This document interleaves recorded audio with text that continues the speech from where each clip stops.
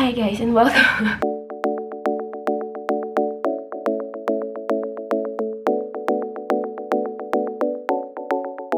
Hi guys and welcome back to my channel, and for today's video, itatest natin ang Wet n Wild Beauty. Yes, Wet n Wild Photofocus Foundation. Tapos yung shade na kinuha ko is yung Golden Beige. Hindi ko kasi siya nabanggit kanina dun nung tinatapos ko yung video. So ito na yung third video. Ito yung pinakahuli, yung intro ginagawa ko. So Golden Beige ha, Golden Beige, Golden Beige, Golden Beige. So pag may nagtanong Golden Beige, Golden Beige, Golden Beige, Golden Beige. So ayan, papakita ko pa. Ayan, Golden Beige, Golden Beige. Para hindi tayo paulit-ulit sa description or sa comment box. Golden Beige. Okay. Medyo morena ako. Try ko hinaan nga yung ilaw. So, yan. Yan ang tunay kong kulay. Ayan, medyo mahina. Para lang, medyo may undertone akong yellow. Tapos, ayan. Ayan yung kulay ko. Para lang may reference kayo. So, Golden Beige. I-insert ko na yung clip kanina regarding dun sa pag-apply ko dun sa office. Sa office ako nag-apply. Tibay, diba? Working hours. Nag-apply ng makeup para sa YouTube. Tularan. Hindi, joke lang. Huwag yung tularan. Wala naman ako masyadong task that time. Natapos ko na iba. So, may konting time ako. And 11 o'clock ata yun nung natapos ako mag-blend and set. So, yun. Yun lang. Babush!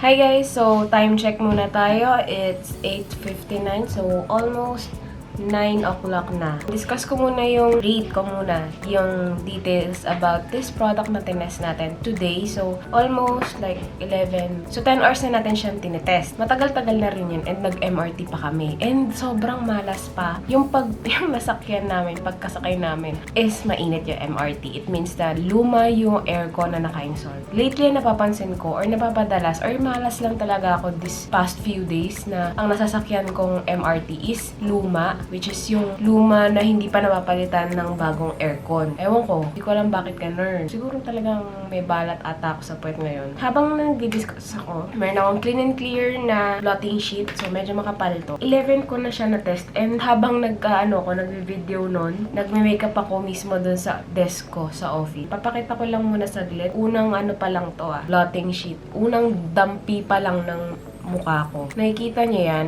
may mga transfers. So, tutuloy ko lang. So, yung availability nito, okay naman siya. Available naman siya sa mga stores natin like department store, landmark, mga beauty shops dyan. Meron silang physical store. Tapos, meron din silang official shop sa Shopee under Shopee Mall. Search nyo na lang doon sa Shopee Mall yung user account na Wet n Wild. So, meron silang sariling account. Alam ko, 550 pesos to. May mga mas mura kasing nagbebenta ng Wet n Wild pero hindi naman sila fake. Mga talaga nag-i-import lang sila dito sa Philippines. Yun. So, doon ako bumili. 350 lang yung bili ko. Okay naman siya. And legit yung seller. Legit yung product. So, ililink, papakita ko ngayon kung saan ko siya binili. For buildability nitong product na to, nagbe-build up naman siya. Naka-cover niya yung aking mga gustong i-cover like yung in dark circles ko and yung mga blemishes ko. Natago naman niya within yung 10 hours na tinest natin. Sorry, parang iba yung boses ko, no? Kasi medyo ngongo ako. Medyo may sakit kasi. Blendability nitong product, madali siya i-blend. Although, ang ginamit ko lang na applicator kanina nung nasa office is yung beauty blender. Kaya ako may beauty blender sa office kasi may event kaninang umaga, which is yung Halloween party and meron kaming makeup sesh ng buong team namin. Hindi ko na na-videohan. Dapat yun yung isang content ko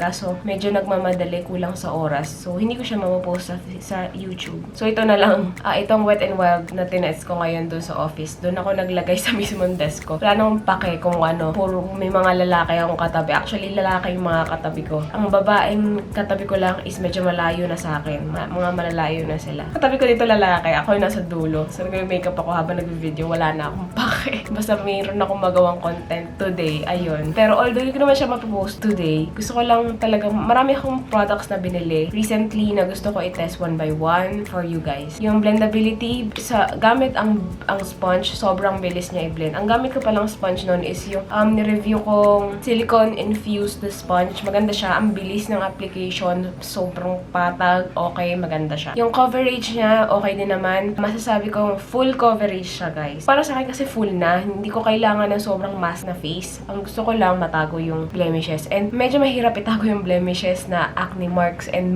tas matindi pa yung malalaki pa yung pores ko. Nagawa naman niya yung trabaho niya. Okay naman yung coverage. So for me, siguro masabi kong medium to full coverage siya. Pero para sa akin talaga, full coverage siya. Yung longevity, hanggang ngayon, kita nyo naman, nakatago pa din yung dark circles ko. And hindi pa ganong super visible yung blemishes ko. Kahit sa personal. Kahit hinaan natin yung ilaw, hindi pa rin ganong kita masyado yung blemishes ko kasi covered pa din siya ng foundation na tinetest natin. So, para sa akin, okay siya for longevity and coverage. Sa matte finish, it is definitely matte finish. Tapos, sinet ko pa siya ng mattifying powder ng Pond's na Magic BB powder. So, trusted ko rin yun.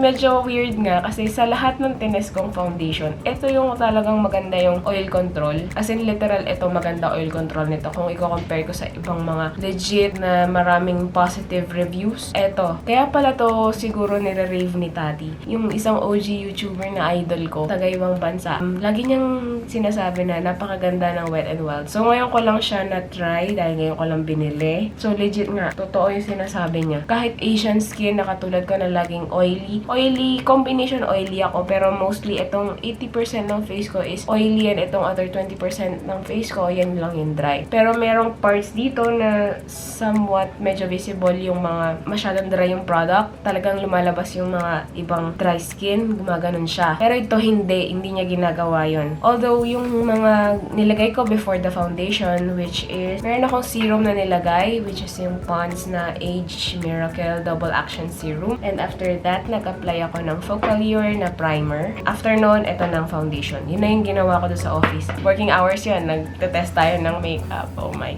goodness. Huwag tularan. So, kahit may serum, ganyan, tapos yung mga events pa nung the whole day, sobrang hassle, ang bigat pa ng dala ko. Alam nyo naman na kapag nagbibiyahe, tapos ang dami ko pang lakad. Alam nyo bang naka 12,000 steps ako? Grabe. Tapos ang bigat pa ng bag ko, ang dami. Alam mo yung pawis nun? Grabe. As in, sobra na yung pawis ko na parang nag-o-oil up. Nakita nyo yan, medyo oily na yung bunbunan ko. Dahil dun sa init nung sa MRT. Parang akong bagong ligo kanina. Nagpahinga lang talaga ako. Kanina pa ako mga 7:30 siguro dito sa bayo or 8. Grabe talaga yung pawis ko sa MRT. Buti na lang nakaupo ko nung bandang Cubao na. Galing Ayala. Yun, so sinasabi ko lang kung gaano ka pagod yung araw na to. Daming pawis. So yung oil control nito, bilib ako. Kahit meron pa tong masagap dito sa blotting sheet na to, bilib pa din ako. Alam mo yun? Kasi for me, konti lang talaga yung, hindi masyadong shiny yung face ko. In fairness talaga. For packaging, ang hindi ko lang gusto dito is yung packaging. Medyo mabigat siya, and then glass, tapos usual laman yung laman niya na 30 ml. Kung i-compare sa ibang mga brands na foundation, hindi pa siya pump. Tinatry ko siyang buksan kanina. Diyos ko, tinatwist pala to, and then ganyan. Parang may paddle. So, hindi ako fan ng ganitong klaseng applicator. More on, mas gusto ko yung pump talaga. Kasi, number one, hygiene plus, diba?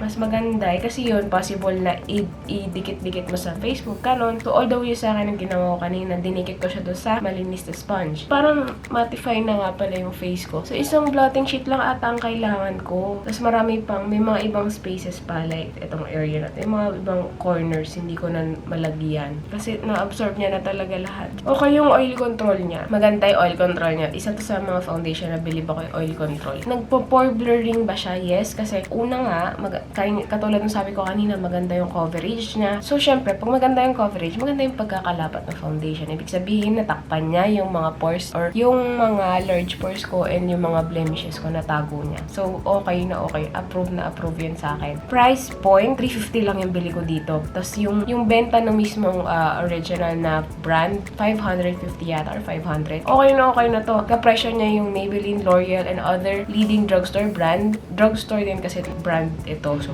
makikita niyo siya sa Mercury. Pwede siyang makita sa Mercury. Siguro large branch ng Mercury or Watson. Watson is a drugstore, SM department store. Doon, makikita niyo rin siya dyan. Quick drying ba siya? Medyo lang. Hindi siya super quick drying. Saktong quick drying lang. Ang sa akin kasi, after ko i-blend, nagset ako agad. So, hindi ko na siya nauwakan na kung malagkit mo or hindi. Nasa office kasi ako, medyo nagmamadali din ako. Pero at the same time, tumatawa ako doon sa video kasi meron silang pinag-uusapan na nakakatawa. Lightweight siya, yes, oo, as in. Kahit nung nagpapawis na ako sa MRT, kahit ang init doon, grabe, nakakairita. Ang init doon, tapos yung kumantika ako sa buhok, grabe, sobra na yung pawis, nagma-merge na siya sa lahat ng bagay. Sobrang init, sobrang sikip. Pero, girl, lightweight pa din siya. Kahit medyo siguro, sabihin natin nag-oil up naman ako, pero hindi siya sobrang oil up. Okay tong top foundation na to. Gusto ko to kasi hindi naging makintab yung noo ko. Lagi kasing makintab yung noo ko kung yung usual na makeup yung ginagamit ko. Or yung ibang mga foundation dyan na ginagamit ko before. Oily talaga yung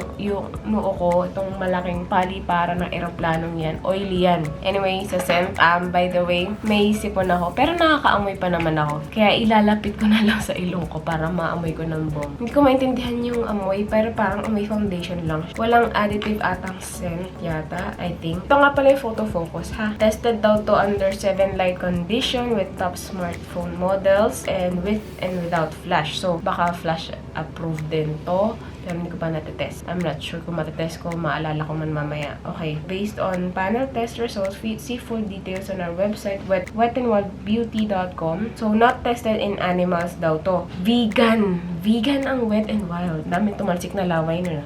Paraben-free din to, I think, kasi siya, walang specific na expiration date. So, upon open, dun siya mag-e-expire. Upon open ko, ilang months nakalagay dito. Nakalagay dito is 24 months. Ayan, so makikita nyo dyan na vegan, tapos may 24 months dyan. So, yan, ibig sabihin yan, paraben-free siya. Cruelty-free na rin ata. Yeah, cruelty-free sila. May nakalagay dito sa bottle na cruelty-free. So, magandang brand siya. Cruelty-free, vegan, paraben-free, free, lahat ng mga kailangan natin, lahat ng mga hindi natin kailangan sa buhay na ingredients na nasa foundation. Wala siya. Texture niya sobrang smooth, creamy, medyo may hint ng fluid-ish. Hindi siya more on parang super creamy. Medyo magtutulo-tulo siya dyan sa mukha mo. Medyo runny, ganon. Pero hindi naman sobra. Next is yung shade range. I'll pop the shade range just sa screen kung ilan yung shade na available for this product. Transfer proof ba siya? Hindi siya transfer proof dahil unang-una pa lang na dumikit sa blotting sheet kanina. Nakita nyo, pinakita ko agad kanina habang nagbablot ako. Yun, may transfer agad. Yun lang yung downside, medyo transfer proof siya. So, kapag sumandal kayo sa boyfriend mo or sa crush mo, tapos iinimas-himas mo yung mukha mo doon sa damit niya, tapos nakaputi siya, magta-transfer yun. Medyo nakakahiya yun, girl. So, huwag mong gagawin. Pero maganda kasi siya. Siguro, nag-double layer kasi ako eh. So, yung first layer, buong mukha. And then, second layer is dito lang sa cheek area. Yung nag-transfer siya, ilong pa lang. Take note, sumisinga ako within the day, ang dami ko sininga. So, every time na sumisinga ako, yan, pag ganyan, so natatangay yan. Matatangay yung iba dito. Pero nung dinikit ko ngayon tong blotting sheet, meron pa rin makeup doon. So, ibig sabihin, medyo makapit yung makeup, at the same time, nagka-transfer siya. Ayun yung pinaka-direct to the point ko, hindi ko napapahabain yung video. So, if ever may gusto kayong product na ipa-review, just comment down below. Also, check my social media accounts doon sa description box below. And if you like this video, please hit that like button and please subscribe to my channel. So, see you in my next video. Bye!